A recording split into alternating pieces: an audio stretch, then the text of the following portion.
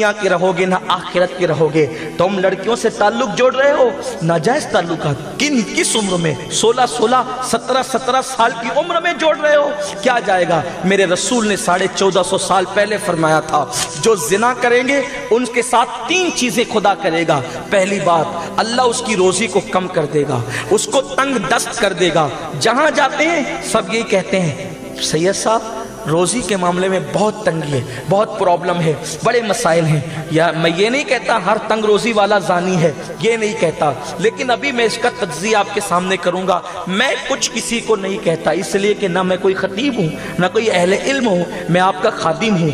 चीख पुकार करने के लिए सिर्फ इसलिए आते हैं कि कुत्ते का काम इतना है, अगर किसी चरवाहे ने कुत्ता पाल रखा है तो वो कुत्ते का काम इतना है, वो भेड़ियों को जो है वो हैंडल नहीं कर सकता, भेड़ियों की रखवाली नहीं कर सकता। वो क्या करता है, जो शेर और भेड़ जो है, शेर और भेड़िए जो है, उन भेड़ों को खाने के लिए आते हैं, तो बस उसको अल्लाह ने एक सलाहियत दी है नाक से ज्यादा सूंघने की, तो वो सूंघ करके भौंकता है और उस जो है वो चरवाहे से वफा की वजह से वो भेड़ों को आगाह करता है, उस रास्ते न जा, ना तेरी जान चली जाएगी।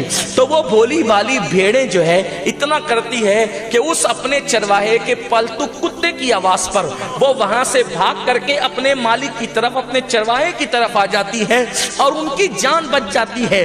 बस यही कुत्ते का काम होता है। कुत्ता बोल नहीं सकता, कुत्ता भेड़ों की जान बचा नहीं सकता, लेकिन कुत्ता सिर्फ भौंक सकता है। रसूलुल्लाह के टुकड़े खाकर हम भी पल रहे हैं, हमारी नस्लें पल रही है, हमारा घर बार पल रहा है। खुदा की कसम, किसी के एहसान किसी पे होंगे, हम पर तो रसूलुल्लाह का एहसान है, और सिर्फ हमारी जानों पर नहीं, हमारी एक एक सांस पर एहसान है, हमारे एक एक बाल पर एहसान है। इज्जतें मिली है उनकी नालैन के सदके, वरना लोग इज्जत के लिए दर दर के भिखारी बन करके घूमते हैं, लेकिन गुलामान मुस्तफा की चौखट पर इज्जत बनकर आती है। ये सिर्फ नालैन मुस्तफा की खैरात है, ये सिर्फ मुस्तफा जाने रहमत की निस्बतों की खैरात है। तो बस वफा का तकाजा ये है, हम किसी को नहीं बचा सकते, हम गुनाह से जब खुद नहीं बच सकते तो किसी को क्या बचा सकते हैं। दुनिया का कोई इंसान ये दावा नहीं कर सकता कि मैं खुद गुनाह से बच सकता हूं, नहीं, जिसे खुदा का करम बचाता है बस वही गुनाह से बच सकता है,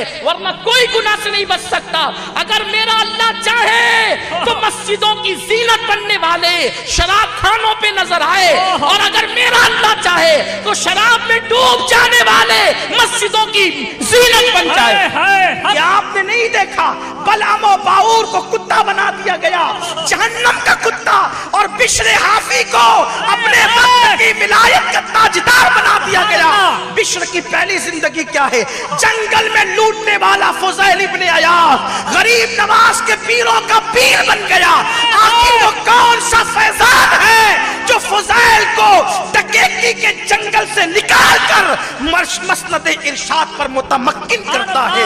वो मेरे अल्लाह का करम है, वो मेरे रब की तौफीक है। वो कौन सी ताकत है जो अब्दुल्ला इब्ने मुबारक को अफेयर के मामलात से निकाल कर इमाम आजम की शागिर्दी का शरफ अता करता है, और इमाम आजम जैसा अपने वक्त का कुतुबुल अख्ताब कहता है कि क़यामत के दिन अल्लाह मुझसे पूछेगा, नौमान तू दुनिया से क्या लाया है, तो मैं अब्दुल्ला इब्ने मुबारक को पेश कर दूंगा। वो कौन सी ताकत है जो इब्ने मुबारक को ये मंजिल अता करती है? वो कौन सी ताकत है? वो मेरे अल्लाह का फैजान है, मेरे रब का करम है। कोई दावा कर सकता है? हजरत यूसुफ जैसा पैगंबर कहता है, कुरान उसको हिकायतन बयान करता है कि मैं अपने नफ्स को बेकसूर नहीं कहता।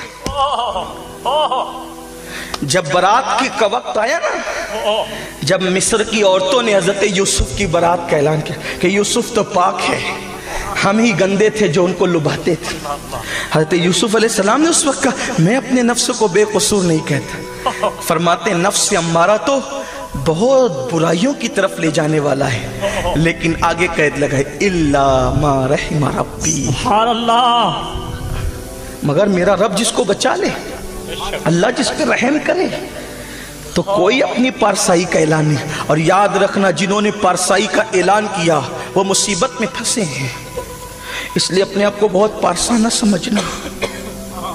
तो हम जब गुनाह से नहीं बच सकते तो आपको क्या बचा सकते हैं? लेकिन वफा का तकाजा है, जैसे वो भेड़ों को उन भेड़ियों से बचाने के लिए कुत्ता भौंकता है मालिक की खुशी के लिए, और भेड़े उस भौंक को सुन करके वापस हो जाती है।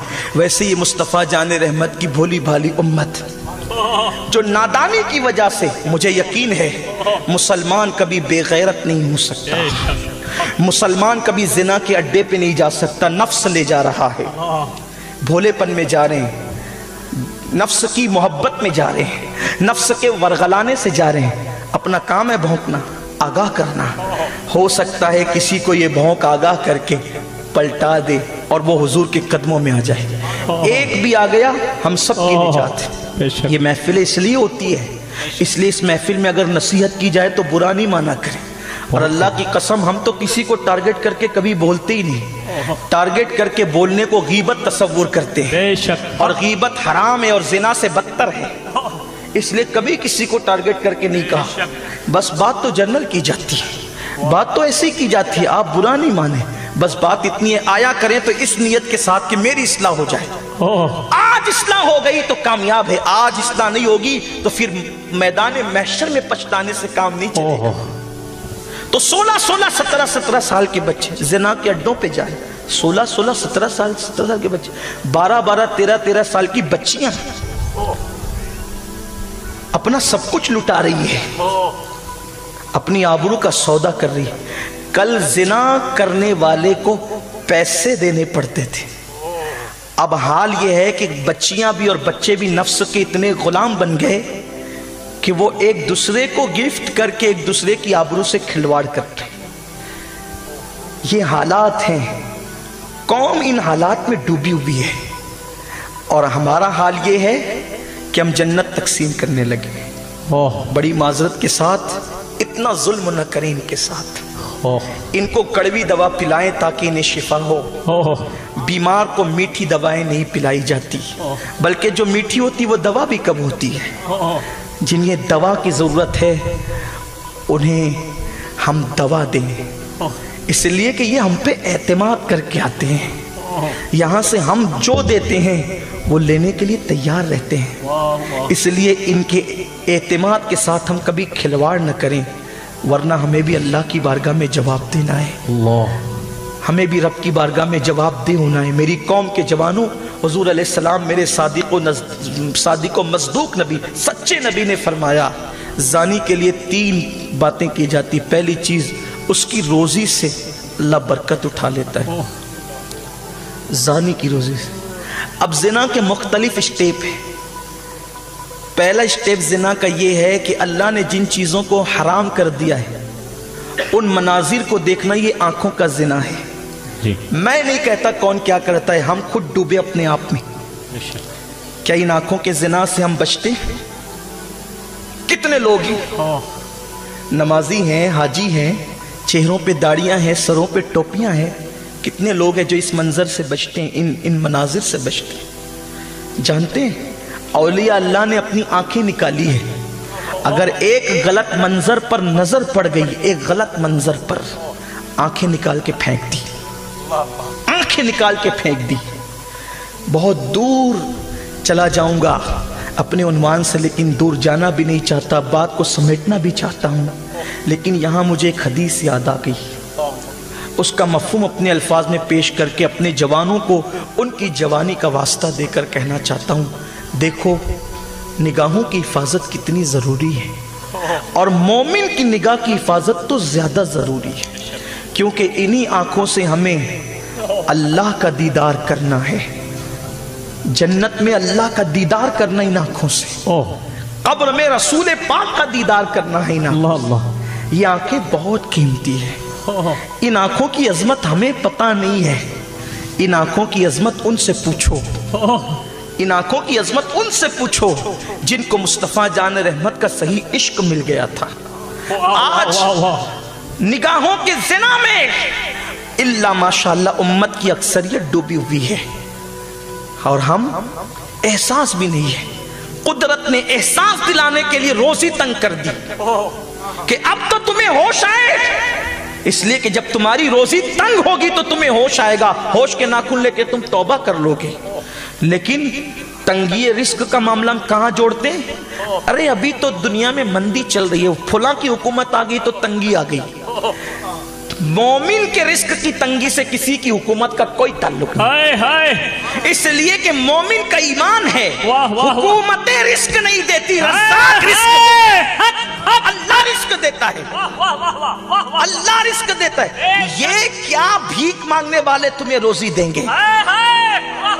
जिनकी फ्रिज और जिनके घर के किचन रूम एक से एक नेमतों से भरे हुए हैं, लेकिन फिर भी वो उसको नहीं खाते क्योंकि डॉक्टर ने मना कर दिया। जो खुद अपनी कमाई नहीं खा सकते वो तुम्हें क्या खिलाएंगे? खिलाने वाला मेरा खुदा है, कहार और जब्बार है, और फिर कितना खिलाता है। पैदा होने के बाद ही नहीं, पैदा होने से पहले जिसने माँ के पेट में खिलाया वो पैदा होने के बाद नहीं खिला सकता। और हमारा तो ईमान है, मेरा अल्लाह तो हमें कब्र में भी खिलाता है, खिलाएगा। अगर वो रोजी देना चाहे तो वो कब्र में भी रोजी देता है। कुछ तो ऐसे जो मिट्टी में मिल करके खत्म हो जाते हैं, कुछ तो ऐसे कि जिनके जिस्म भी सलामत है, कुछ तो ऐसे कि जो तिलावत भी करते। तिरमिज़ी शरीफ की हदीस उठाकर देखें, एक शख्स ने एक कब्र का निशान मिट गया था, गलती से खैमा लगा लिया, रात हो गई तो उस कब्र से सूरह मुल्क की तिलावत की आवाज आई। ये वाकया के बयान किया गया तो बताया गया कि वो सूरह मुल्क की तिलावत का आदी था, तो वो कब्र में भी उसकी तिलावत करता। ये शान है अल्लाह वालों की। इस हदीस से पता चला, तिरमिज़ी जो स्याह सित्ता की बात करते हो, कहते वलियों की चौखट पे क्यों जाते हो, तो मर चुके। तिरमिज़ी कह रही है कि वो तिलावत भी करते हैं, और जब तिलावत करते हैं तो फिर आने वालों को पहचानते भी, आने वालों को पहचानते भी और आने वालों को देते भी हैं। अरे कोई अपने घर से किस नियत से निकला है वो नियतों को भी जानते हैं, इसलिए कि जो रब के कुर्ब में पहुंच जाते हैं फिर अल्लाह ताला उन्हें बहुत कुव्वत अता, बहुत ताकत अता।